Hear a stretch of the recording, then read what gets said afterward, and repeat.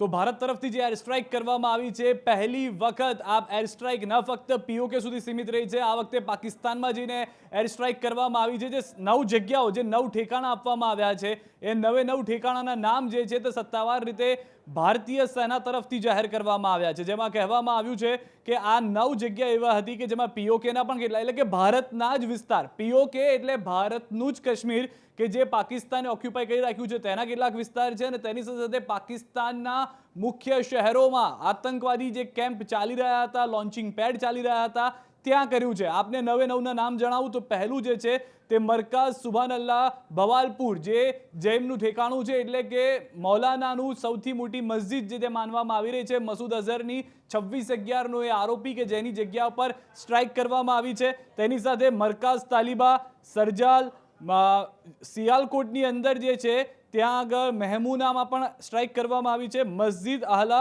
અદીત બરલાનમાં છે તે પણ કરવામાં આવી છે. કોટલીની અંદર મસ્જિદ અબ્બાસ પર સ્ટ્રાઇક થઈ છે. મસ્કર રહીલ શાહિદ કોટલીની અંદર કે જ્યાં આગળ સ્ટ્રાઇક કરવામાં આવી છે.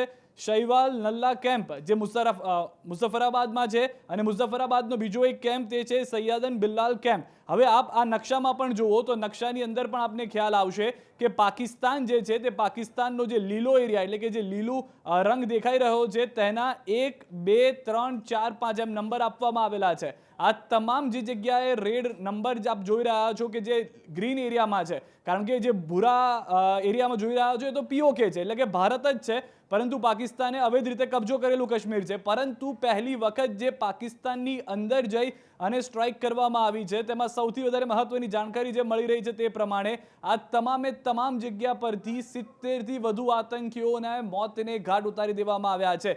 સેના તરફથી ક્લિયર પ્રેસમાં વાત કરવામાં આવી છે કે એક પણ સિવિલિયન કે આર્મી ઉપર ભારતીય સેનાએ હુમલો નથી કર્યો, પરંતુ એ વાત પણ સ્પષ્ટ કરી દેવામાં આવી છે કે જો પાકિસ્તાન હજી પણ અવળચંડાઈ નહીં છોડે તો બીજા કેટલાક ઠેકાણા પણ ભારતને ખબર છે અને તેનો પણ વારો પાડી દેશે. અને જે કામગીરી કરવામાં આવી છે ભારતીય સેના તરફથી, તે પાકિસ્તાન વિરુદ્ધ કામગીરી નથી કરવામાં આવી, તે આતંકવાદ વિરુદ્ધ કરવામાં આવી છે. જો પાકિસ્તાન તેને પોતાની વિરુદ્ધની કાર્યવાહી માને છે અને તેને લઈને જો ભારત ઉપર હુમલો થાય છે તો પછી પાકિસ્તાનને ભગવાન પણ નહીં બચાવી શકે. અલ્લાહ તો દૂરની વાત, ભગવાન પણ નહીં બચાવી શકે, તે સ્પષ્ટ શબ્દોમાં કહી દેવામાં આવ્યું છે. અને સૌથી વધારે મહત્વની વાત, 70થી વધુ જે આતંકીઓ છે તેને 72 હુર પાસે પહોંચાડી દેવામાં આવ્યા હોવાની સત્તાવાર જાણકારી મળી ચૂકી છે.